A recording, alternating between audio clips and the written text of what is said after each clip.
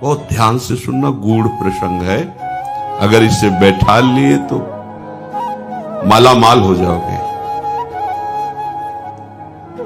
जो नाम अपनी इच्छा से जपा जाता है, सत्संग सुन करके, शास्त्र स्वाध्याय करके, उस नाम को जपते जपते हम पर नाम की कृपा होती है, तब हमें सद्गुरुदेव की प्राप्ति होती है।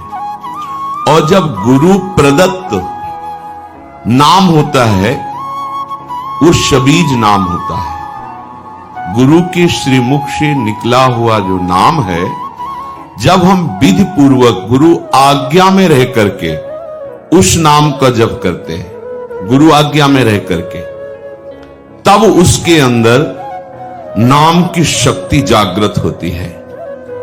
नाम की शक्ति जागृत में प्रभाव सद्गुरुदेव का होता है। ध्यान दीजिए, अगर आप स्वेच्छा से नाम जप कर रहे हैं,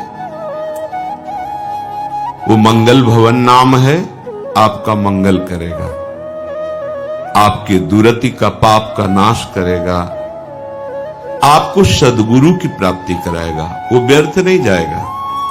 पर उससे दिव्य लीला में आप प्रवेश पा जाएं, असंभव। वो मार्ग ही है। जब सद्गुरुदेव भगवान नाम प्रदान करते हैं और हम उनकी आज्ञा में रहकर नाम जप करते हैं, तो गुरुदेव की शक्ति के प्रभाव से हमारे हृदय में अधिकार बनने लगता है बीज मंत्र प्राप्त करने का। बड़ा सुंदर क्रम है। सद्गुरुदेव जब उसको देखते हैं कि ये इष्ट मंत्र का अधिकारी हो गया है, गुरु प्रदत्त नाम, सबीज नाम, गुरु अनुशासन में जपते जपते, जब गुरुदेव की कृपा शक्ति से उसके स्थूल शरीर, ये पांचभौतिक, ये पवित्र, और सूक्ष्म शरीर, मन चित्त बुद्धि अंतःकरण पवित्र, और कारण शरीर, स्वभाव का परिवर्तन, तब गुरुदेव उसे बीज मंत्र देते हैं। बीज मंत्र ये विशुद्ध भावदेह की प्राप्ति कराता है। बीज मंत्र के क्रम विकास से उसमें दिव्यता का प्रादुर्भाव होता है।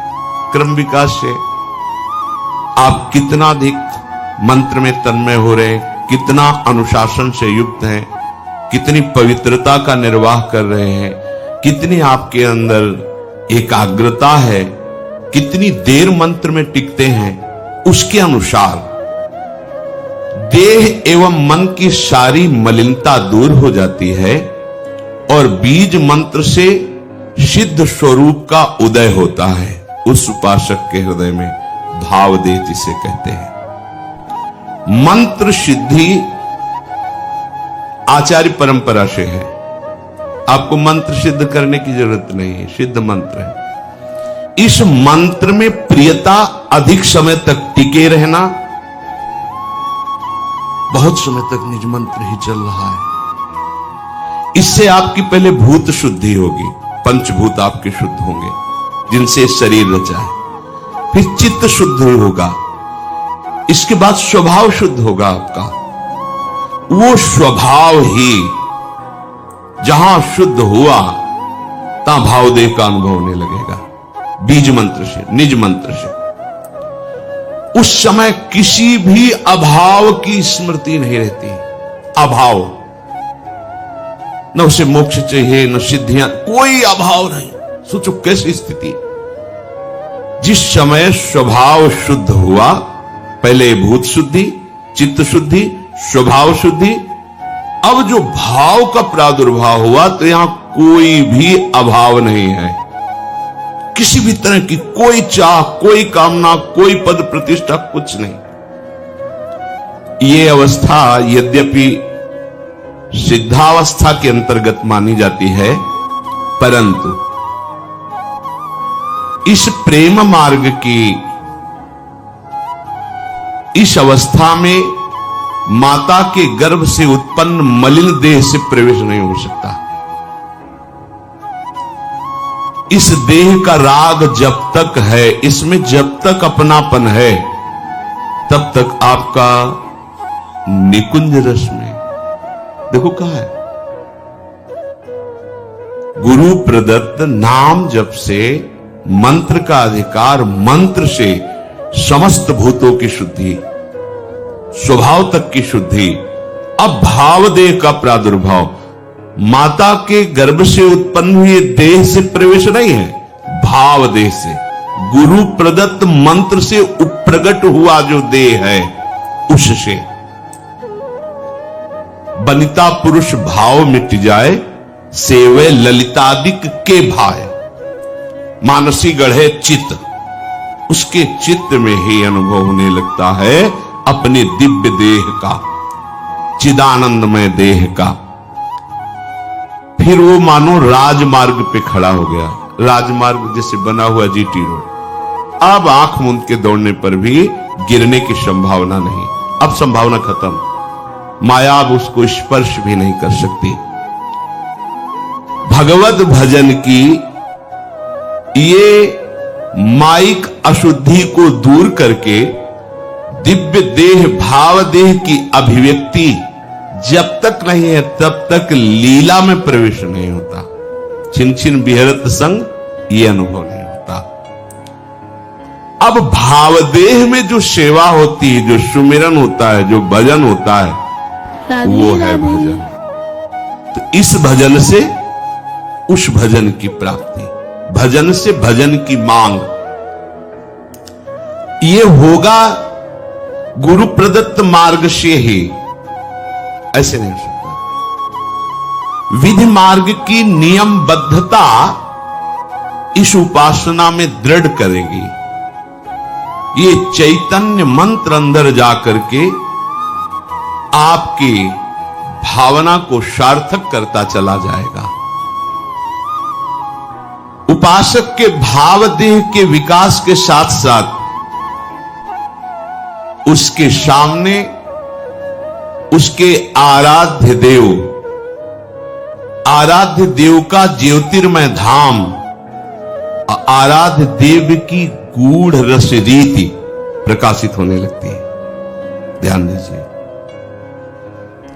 पर ये जान लेना चाहिए कि ये बात उसी के लिए है जो गुरु प्रदत्त बीज मंत्र का अनुष्ठान कर रहा है, निरंतर अनुशासन में रह करके।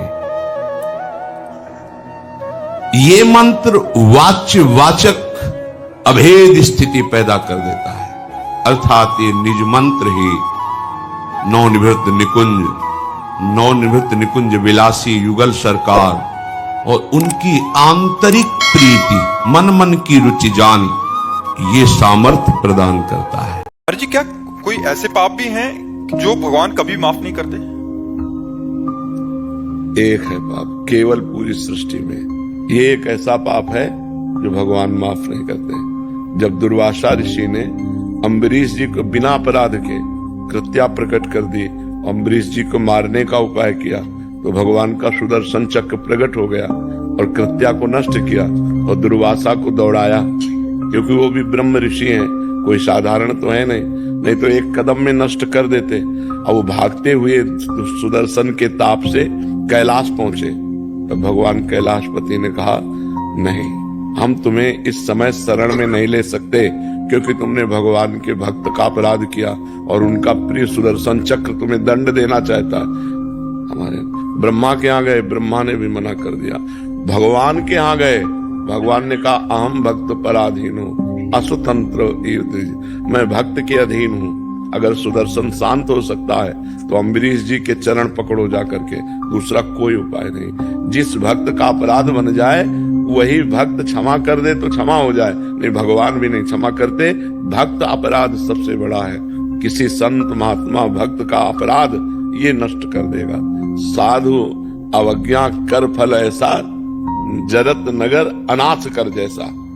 लंकाधिपति रावण के संपूर्ण लंका को ऐसे जला रहे कि कोई रोकने वाला नहीं है। भक्त का अपराध बन जाए तो सारे पुण्य नष्ट हो जाते हैं। तो इसलिए साधु अवज्ञा तुरंत भवानी, कर कल्याण अखिल के हानि। भक्तन निंदा अति बुरी, भूल करे जिन कोय, किए सुकृत बहु जन्म के क्षण में दारे खोए। बहुत जन्म के पुण्य एक क्षण में नष्ट हो जाते हैं यदि भक्त निंदा हो जाए, भक्त द्रोह हो जाए, भक्त का अपमान कर दो, फिर भक्त के साथ मारपीट कर दो, ये तो बहुत ही हानि की बात हो गई। अगर भक्त गाली भी दे तो इसे हाथ जोड़ दो, तो तुम्हारा मंगल होगा। उसको तो भगवान देख लेंगे लेकिन तुम्हारा मंगल होगा। पलट कर तुम गाली मत दो, वो भगवान का दास है, भगवान का भक्त बहुत बड़े का है, हमारे द्वारा अपराध नहीं बनना चाहिए।